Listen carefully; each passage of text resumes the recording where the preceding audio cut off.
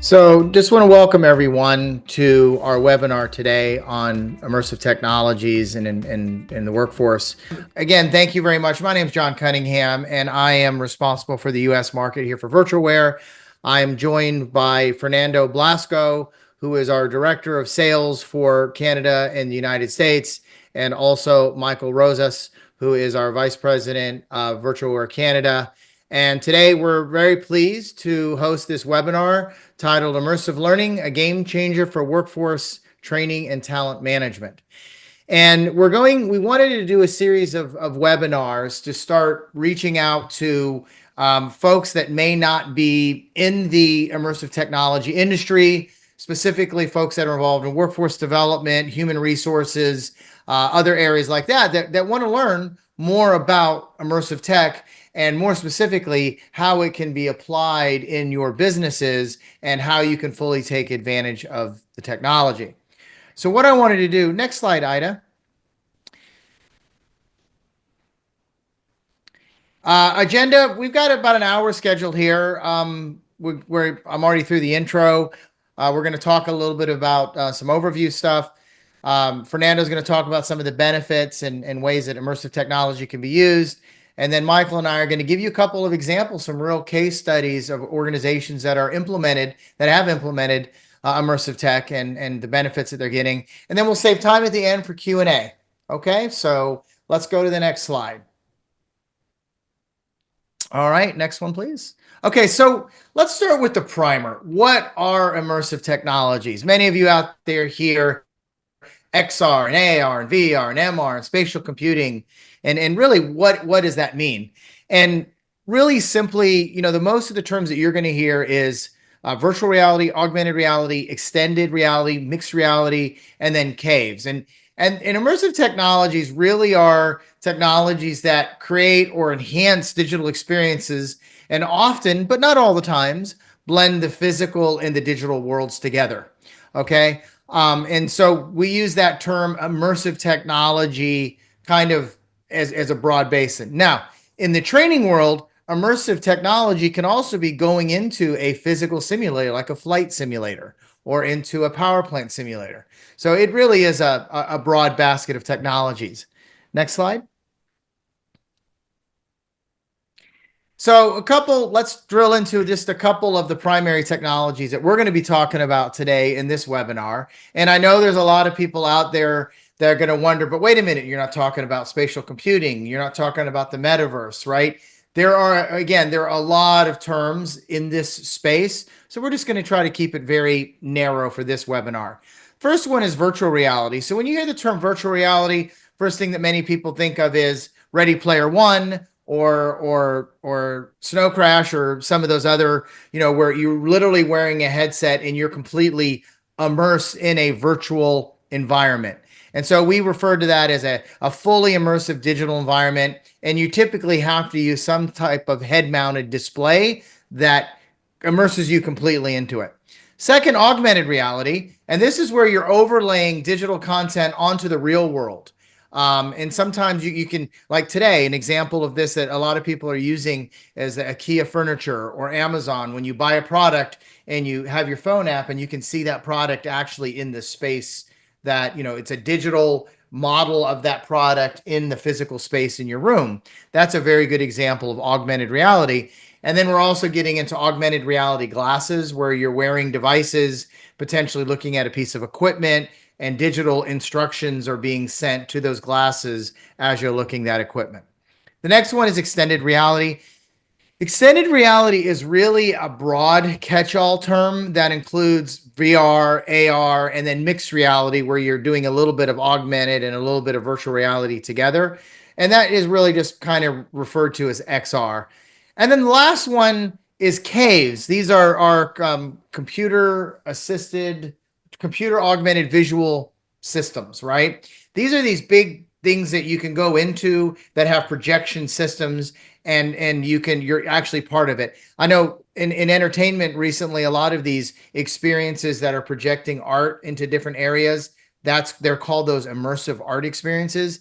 But in the industrial world, caves are often used by auto manufacturers to put people into a space where they can see a new vehicle on a 1-to-1 scale, or a new building, or in the case of space research, they use caves to simulate or to project what the environment might be in space. So caves have been around for a long time, and I don't think they're going away anytime soon. Next slide. Now, why is this all important? Those of you that are involved in the area of workforce development, education, and training, you might be familiar with Edgar Dale's cone of learning. And what this cone of learning really represents, it just gives us a way of looking at how we retain knowledge, how we remember things. And we tend to remember 90% of what we say and do 2 to 3 weeks after we actually do it, versus 10% of what we read, 20% of what we hear. So what Dale's cone of learning is often used by learning professionals is as a way to say, okay, if we really want people to remember tasks or things, what is the most effective way to present that information to them and for them to retain it? And on the left side, if you see that immersive tech zone, so immersive technologies, what we're talking about here today, virtual augmented reality, they have a very high rate of retention because you're actually immersing someone into the environment. They're actually doing a task. They're communicating with other people in the case of team training as if they're doing it in the real world. And so this is really about the closest thing that you can get to training people on real equipment or in a real environment. And so that's why a lot of times, if we go to the next slide,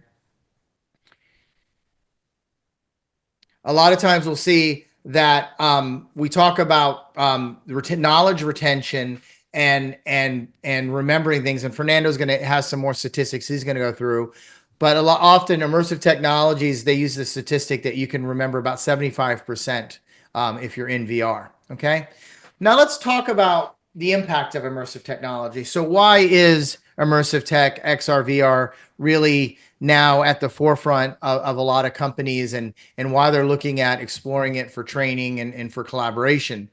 And these are some data statistics and some sources. I mean, this is growing. VR training by itself is projected to add $294 billion to the global economy.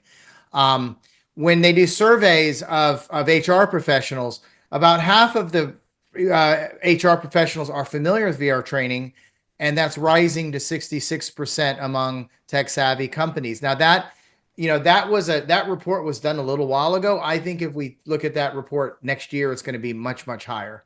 When they survey people that have used VR for training, 88% like it and want to continue using VR training versus reading or sitting in a traditional classroom. Okay. Obviously, people want to do the real thing and learn on the real equipment. Sometimes that's not possible or it's cost prohibitive, but there's a lot of satisfaction of people using VR training.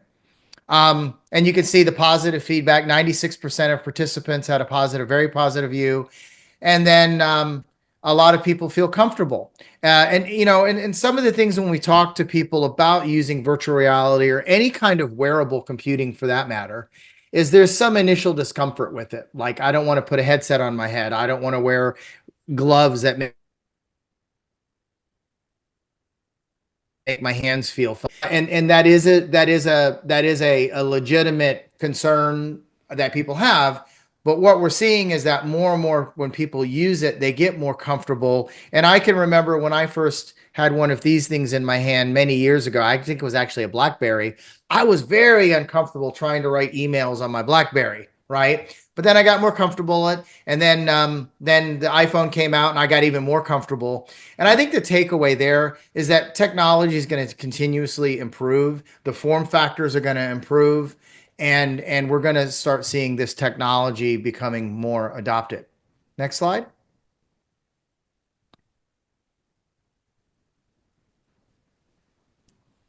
I did. Yeah, we go. Okay. All right. So, continuing on with the theme of the impact of immersive technologies, we are starting to see immersive tech really being used across all major industries. And this webinar is really focused on enterprise, what we would call industrial, not entertainment, not gaming, but really on putting immersive tech to work. And some of the areas that we're seeing the most fastest growth is in healthcare. Healthcare, there is just tremendous benefits both in clinical and in training. But healthcare does have a lot of rules and safety things, so they have some different challenges they have to overcome. But we're really starting to see a lot of growth in healthcare. Manufacturing, same thing. We're starting to see where the technology is being used not just for training, but also for designing new plants, for training people on how to operate the equipment, for creating digital twins of factories, and then letting people jump into those digital twins using VR technology. Education across the board, we're starting to see immersive tech being used, which makes sense because if we go back to Dale's cone of learning, if this technology improves knowledge retention, then education should absolutely be one of the industries that are adopting this. Retail and architecture, engineering and construction.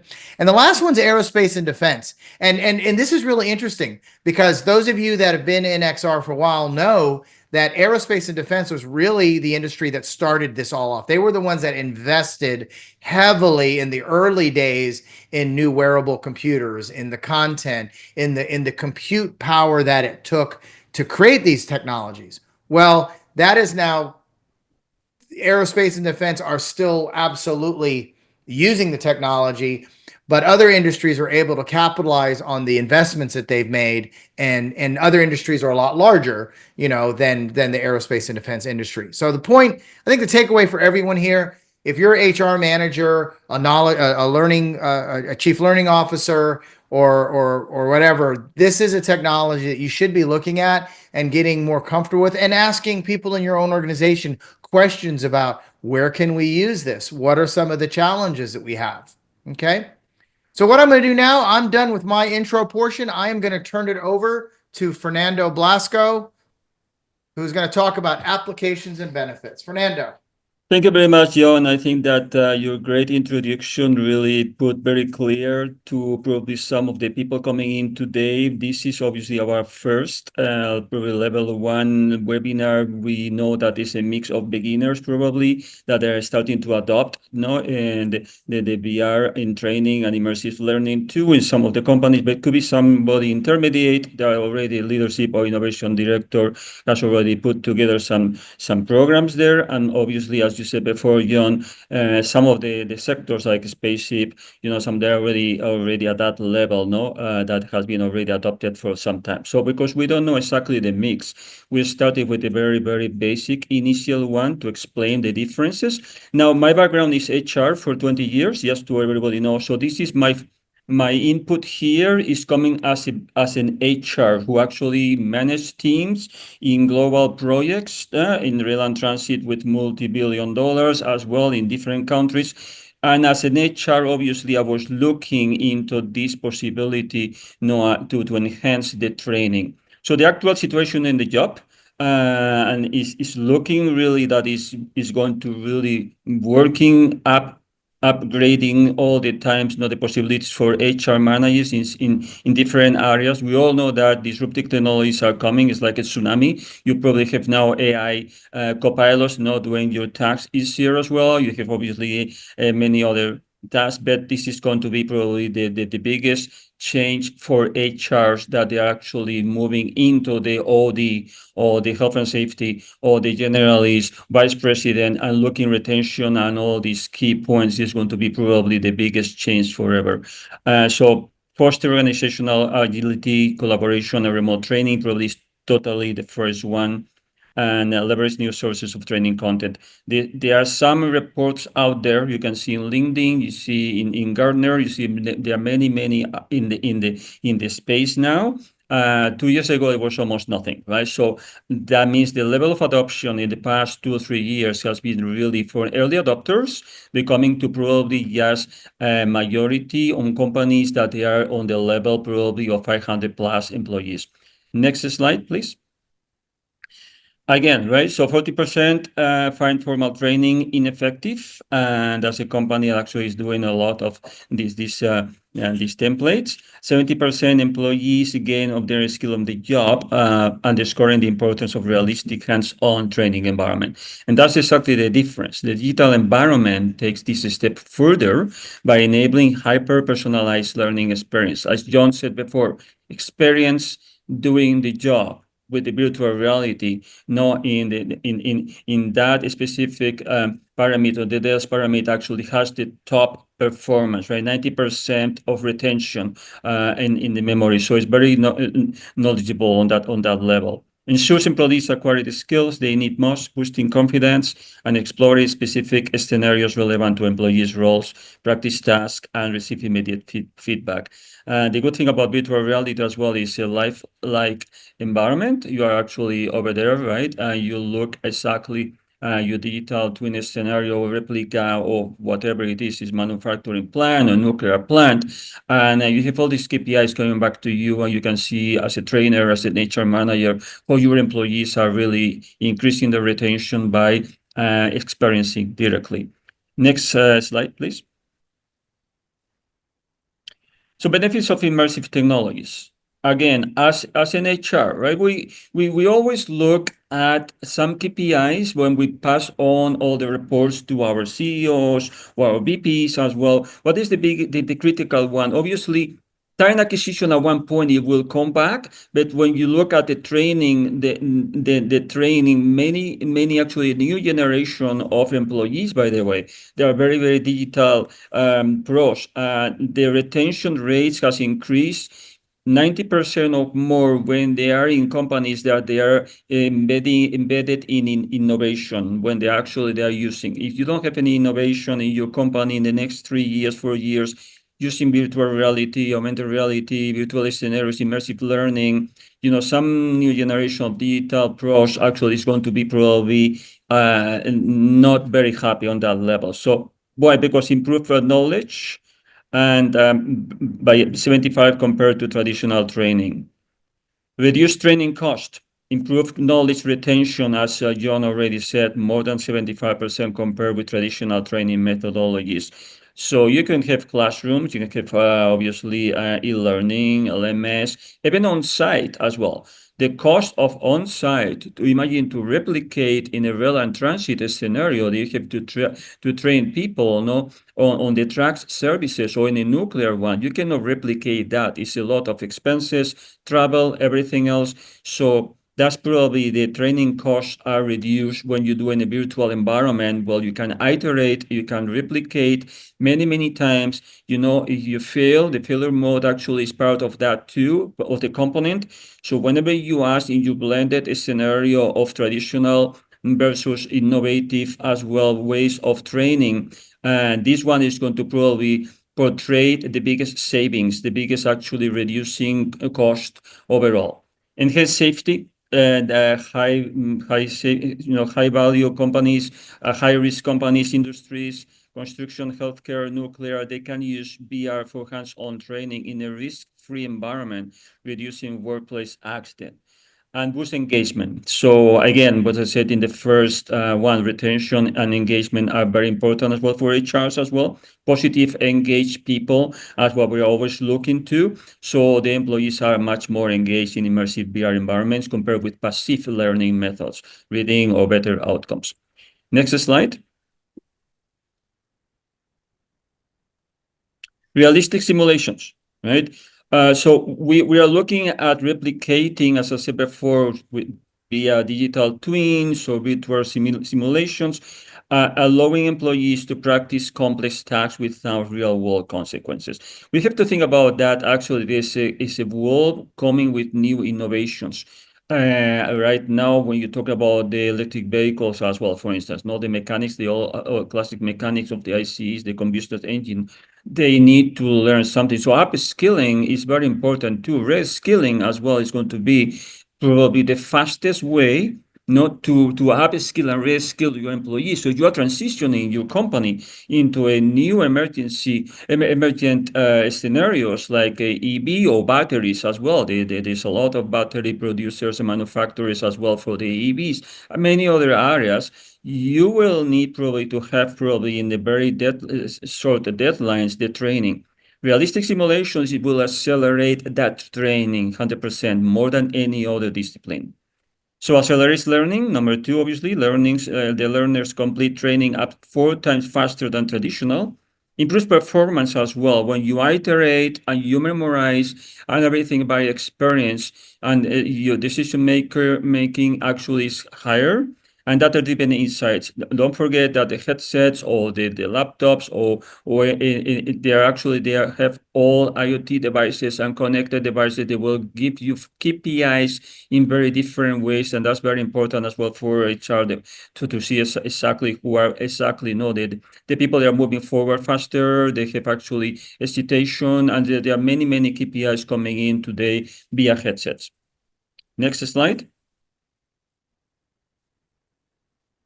So immersive training is now. It's not tomorrow, in the future, in 5 years. You better actually get started. If you really are looking to adopting, I recommend that you test. You talk to your pro leadership, your innovation manager, your IT director as well, and do just a test as well, a scenario as well. The adoption is set to accelerate, by the way. So probably in 2-3 years, it will happen probably that companies they are not innovating into that in the immersive learning training scenarios, they will be probably behind, mostly if they are actually tier 1, tier 2, 500 plus employees, and obviously in automotive, but will be in everything else, will be retail, will be hospitality. So 70% of the top 10 Fortune 500 companies by 2027 will have implemented an augmented connected work initiative, and 45% of organizations over 500 employees by 2028 will use immersive training. This is just statistics that are out there. As I said before, the market is out as well looking for these reports. You can look in LinkedIn, you can look in other reports. This is real. This is happening now. Next slide.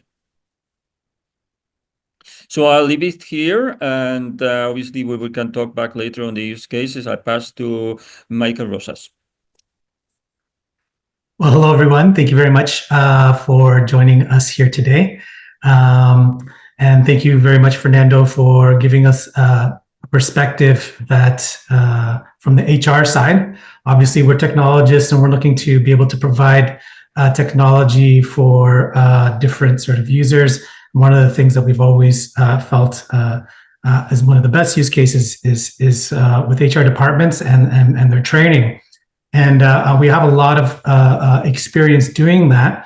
And so what we wanted to do is be able to not just talk about it, but actually share some of these real use cases, because the way that we sort of at least define ourselves is that we're leveraging this technology to just solve real world problems. So, you know, obviously sometimes people do, they when they think about this technology, they think about entertainment, but in our case, it's like John said, we're putting it to work. So these are cases that are already happening out there in the real world that we want to share with you, so that you have at least a bit of an idea of what other people are doing that could potentially inspire you to do something similar. I'm going to pass this one, GE Vernova, off to John to fill you guys in. Okay, well, thanks, Michael. Yeah, this one is really, really exciting for us because this is arguably one of the most advanced training solutions that I've seen in my short 20 years of being in the VR industry. And it's a great example of how a large organization like GE Vernova completely transformed. I mean, literally completely transformed the way they develop their workers using this technology. And I'm not going to get into a whole lot of details because this is a very complex solution. But what you can see in the photos there, you see in the top, you got a couple of workers in virtual reality headsets, but actually working on a physical piece of equipment. and that's a simulator. So they're combining virtual reality with physical simulators to train teams that have to work together. What you don't see in this image is they're actually training with some other people that are not in that physical location, but are located across the United States. And so they can do this really complex training on these nuclear power plants from the comfort of their own training rooms, training centers, connected across their corporate infrastructure, instead of all having to fly to one training center that has a large physical simulator. And because of the success of this project, they are now deploying this across the company wide and moving into other areas. But when we talk about the technology, when we talk about immersive technologies, we always want to talk about what can it actually do, right? Not about the tech itself. And so what GE Vernova was able to do was reduce a large capital expenditure of having to build a whole new power plant simulator, which would have been tens of millions of dollars, by implementing this technology. So that's really a CapEx offset. They were able to convert existing classrooms, classrooms where people sit in that have tables and chairs and whiteboards. They took these classrooms and converted them into these immersive training centers. They still have classrooms, they still do training in the classroom, but then they come over to here to practice and do the things that they need to do in this classroom, so they can leverage the existing facilities they've got. Now, the other thing they've done is, and you will see this in other cases where they built these digital twins of their power plants to train people.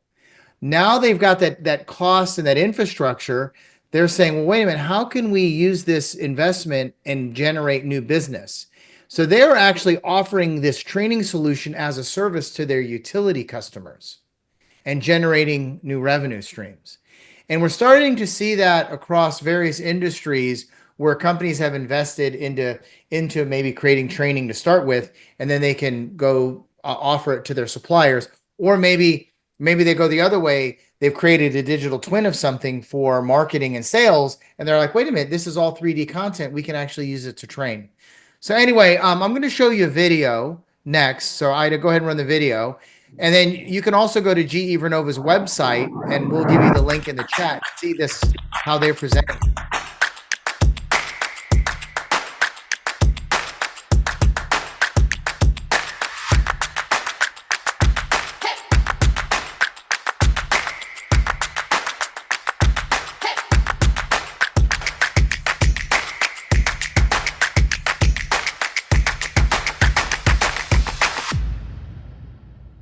Yeah, I don't know about you all, but if I had to learn how to move nuclear fuel, I would much rather do it that way than sitting in a classroom watching someone show me a bunch of slides.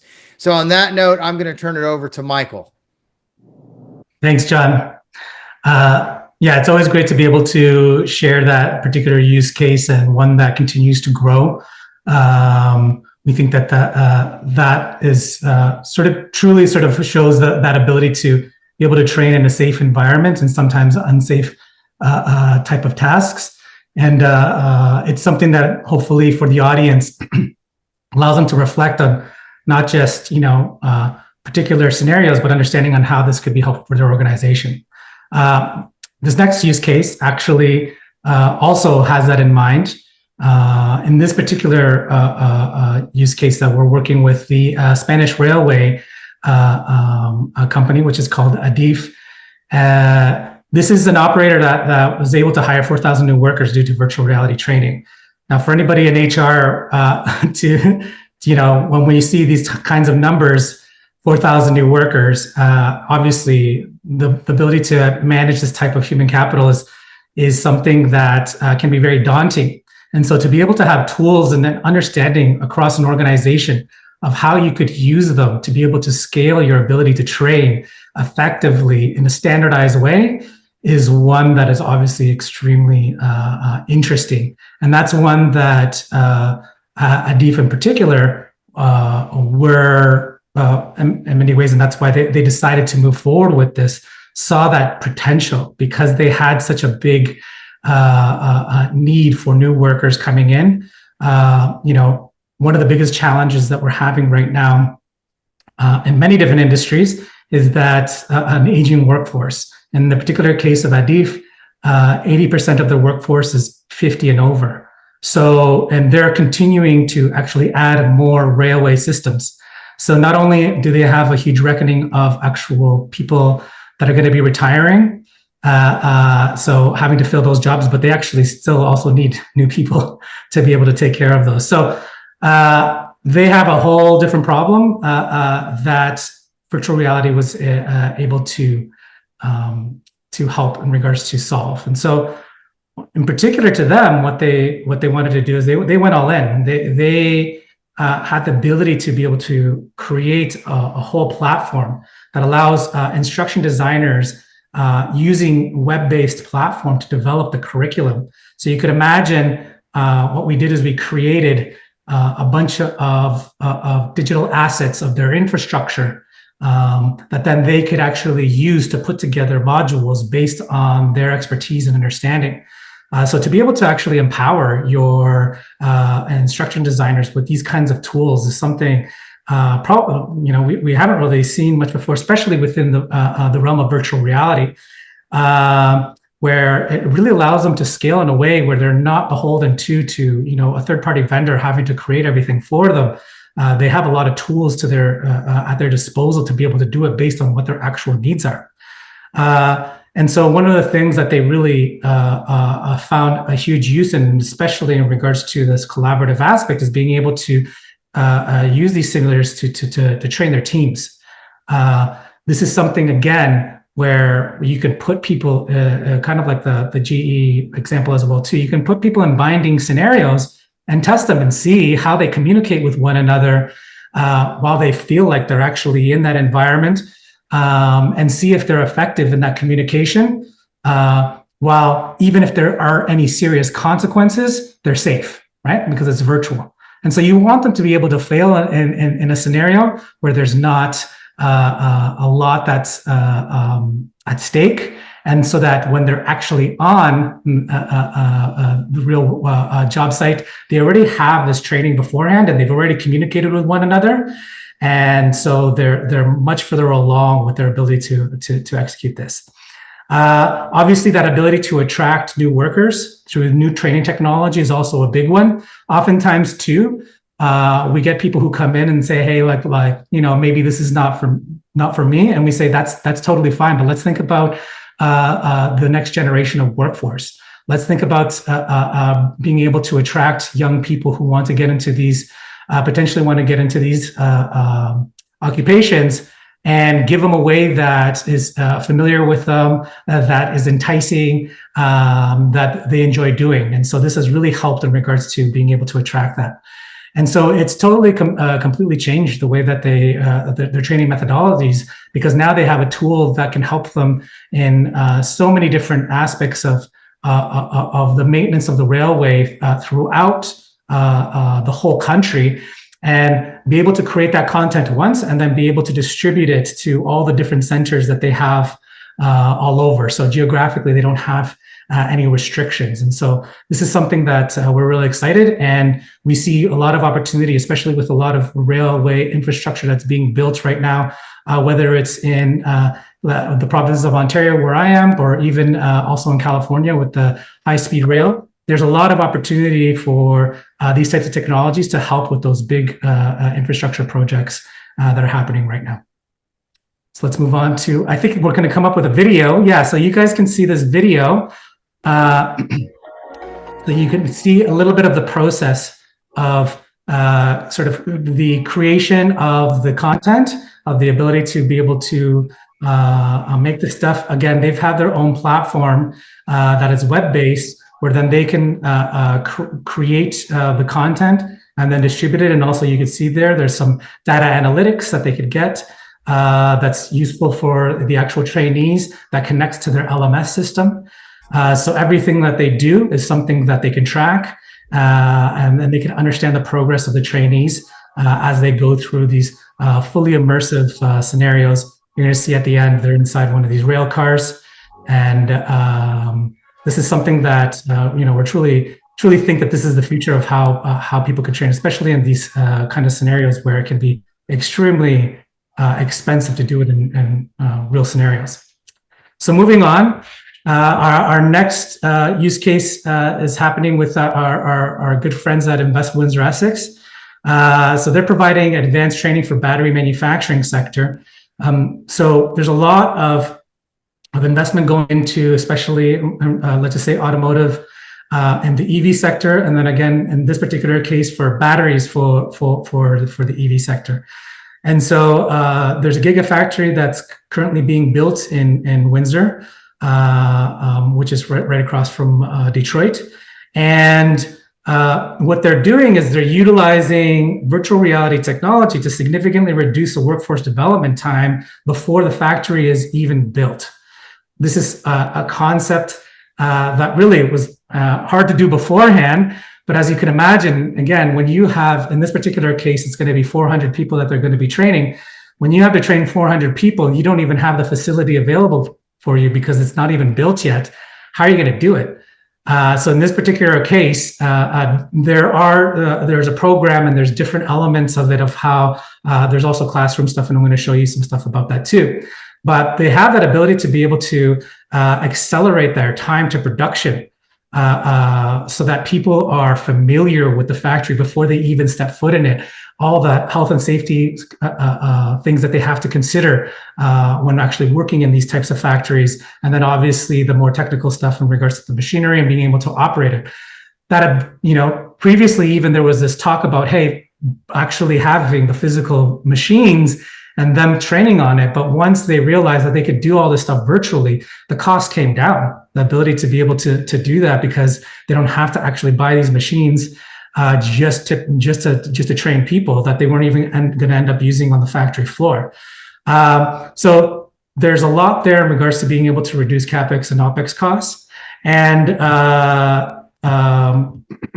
then that ability to obviously, again, attract new workers.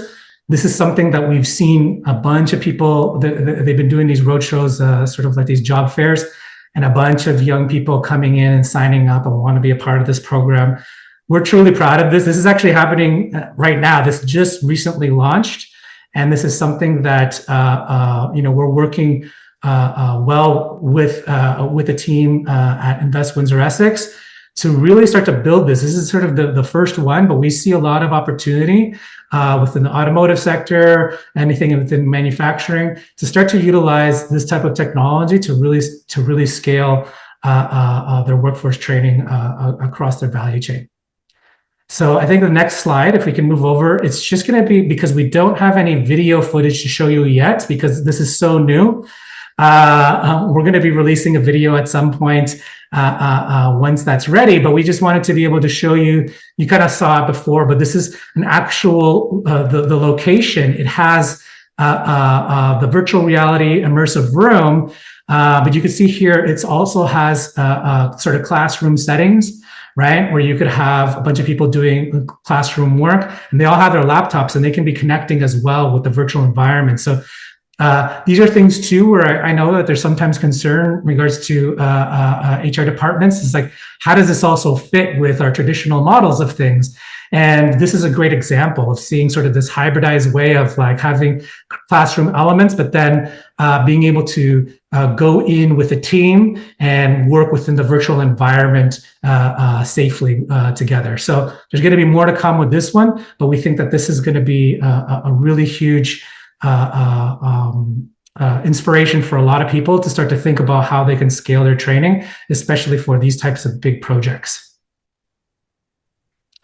And I think that's it. Yeah. That's excellent. When you look at these solutions and you look at what we're presented, a lot of people might be thinking, oh my gosh, this is so complicated. This is, very, very expensive. And there was Catalina had a question too. She was asking, she's at a vocational college, what's the cost of this? Here's what's happening. If you go back 10 years ago, this technology, the software, the tools, the hardware, very, very expensive. And that's why it was really only limited to very large corporations, the military, that could invest in this. Well, that has completely changed, and that's why it's not easy to give a price on what this is, because it could be something as simple as buying a couple of headsets and subscribing to some training content, to putting in these immersive rooms which have some computers that drive them, and lighting. It just, so it really all depends. But you know what's I think a takeaway here, in the goal of this webinar, is really to reach out to HR and learning managers, and help you all understand how to leverage this technology. And so if you've got any questions, please send those in the chat. And or if you want to, I think there's a way to come off of mute if you want to talk. Just let us know. But Skip Kimple also asked a question about, can you connect multiple rooms together in terms of team training? And the answer is absolutely yes. So the ability to have a few people in one room in virtual reality training on something, that is very, very powerful by itself. The ability to connect other people in a remote location, also in virtual reality, in the same session, working on the same piece of equipment, that is super powerful and really unlocks so much potential to improve and modernize training, just in about any organization. So, thanks for the question, Skip. And the other thing that I added in there was, so when you look at these rooms, like you look at the room that Michael showed in West Windsor, Essex, it looks like something you want to pay money to go and play games in, right? It's cool, it's fresh, it's new.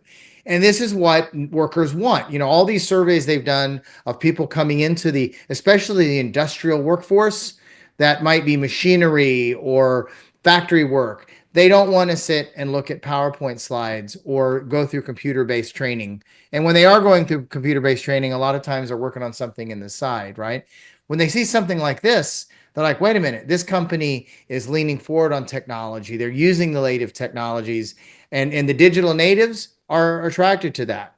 And so what we're starting to see now is that this combination of this virtual reality immersive room where you can go and train and practice things connected to traditional classrooms lets you use the same content.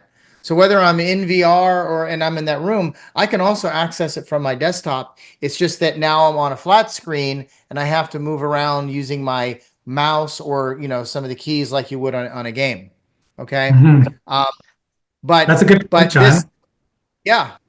Thanks. Oh, sorry. I was just going to say, yeah, no, that's a great point. I think, one of the things to point out here is that the rooms are sort of like a great amenity, but it's also not necessary. Like, and especially if you're looking to scale, like kind of what John was saying, there's ways of being able to connect from, like, if you have sort of a headset or even from your computer. So part of it too is like when you're thinking and you're looking for what can I do here, is also that what kind of solution brings me scalability, right? Like what allows me to potentially start small with an initial proof of concept or a pilot, but the work that I'm going to do there is going to allow me to actually scale it once I see some results, once I see that there's a return on my investment, right? And so these are the kinds of things that we talk about, because as an organization, you want to be able to exactly be efficient, right? And leverage obviously all the resources that you have.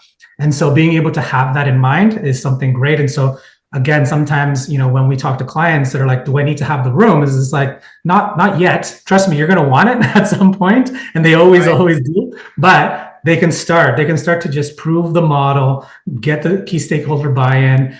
Everybody starts to then give their own input, because I think the big thing here too is it's one thing to also see someone else's stuff. It's when you start to see your own work.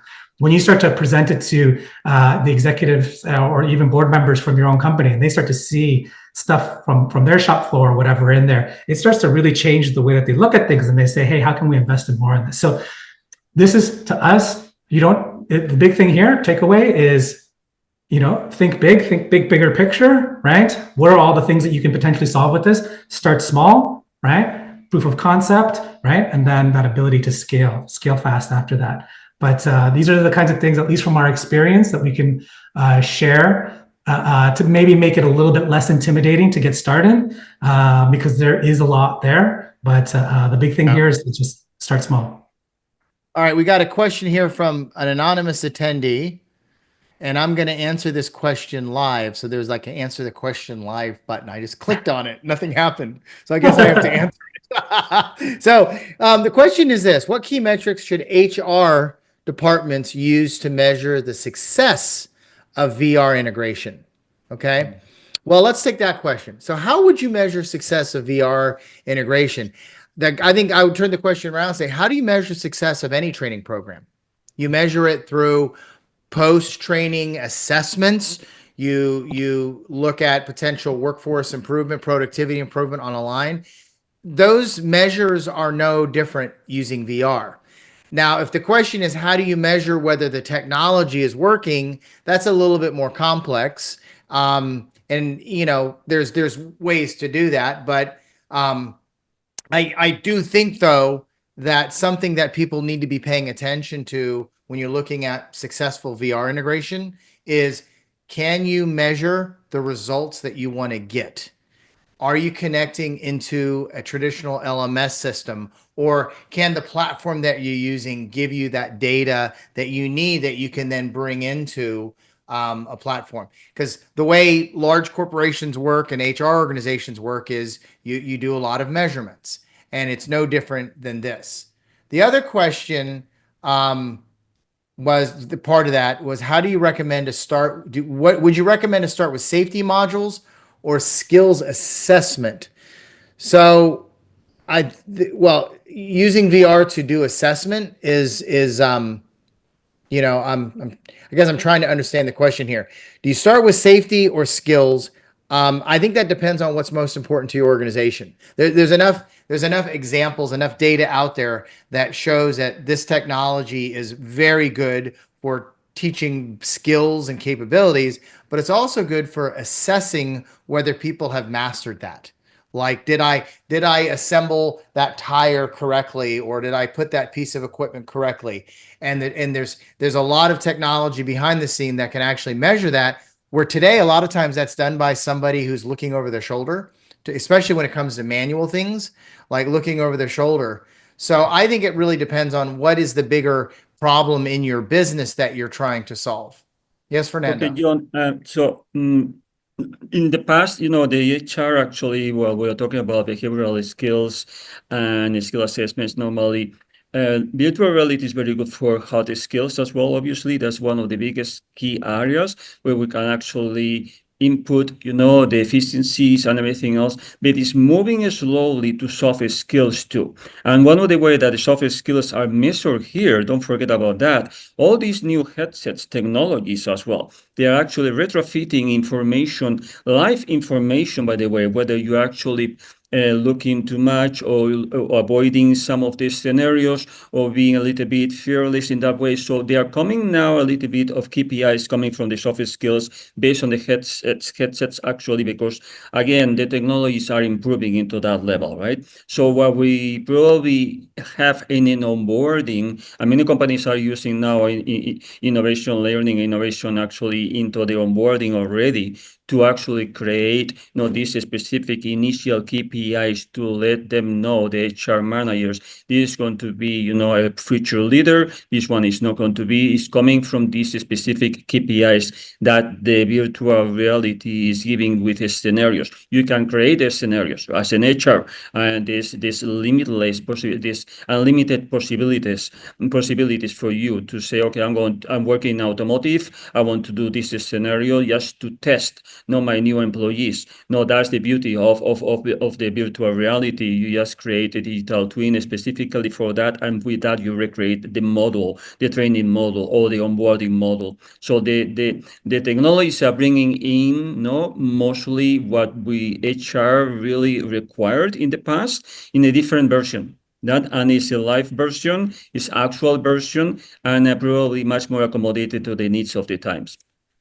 Yeah, I'm gonna very good. bring us back. I'm gonna bring us back to the beginning, because actually, in particular, there's a few different projects that we're working on, where there's even the consideration of health and safety and skills in the same module.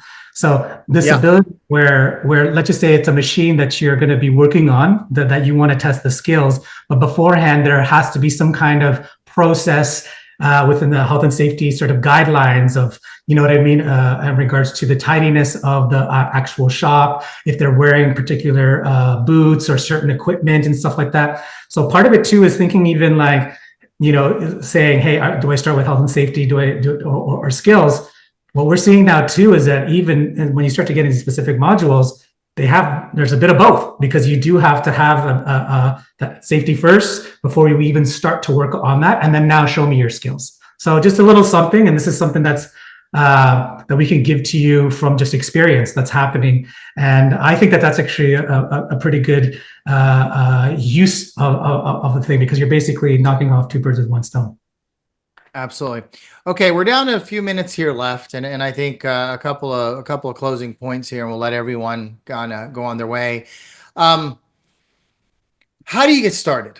Right? I was thought, how does an organization get started? And often the VR initiatives sit with the IT team, and that's because the IT team are probably the best equipped within the organization to understand the different technologies. How do they work? How do you connect to our network?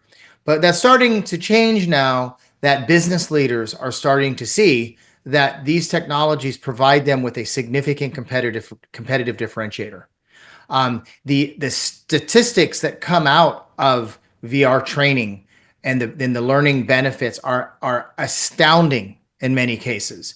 The travel savings costs, not having to fly everyone to sit in a hotel for 3 days to do training where they can, do it together, but not have to travel. So often in large corporations, that alone justifies the investment to getting started. But when people ask us, so what is the best practice? What are you seeing organizations that want to start? It's really creating a cross-functional team. It's getting different stakeholders from the business that are interested. So for example, if you're HR and you're saying, well, I saw this webinar and I'm really compelled and I want to learn more, where do I start? You might want to go talk to your CIO or your head of IT and say, hey, what work have we done in determining which technologies can run on our network? Okay, that's one thing. And then finding other stakeholders within the organization, like in your legal team. Are they aware of XR technology? Do they have any policies? You probably have a chief security officer that's going to be looking at, what are the policies in terms of information and stuff like that. But it really is getting different people from the organization talking. Then the next thing is, who do I talk to help me with our project, right? One of the things that happens in any new emerging technology is there's a lot of people that are excited about the technology, that believe in it, and sometimes they come in and they commit and they tell you that the tech can do this and can solve all your problems.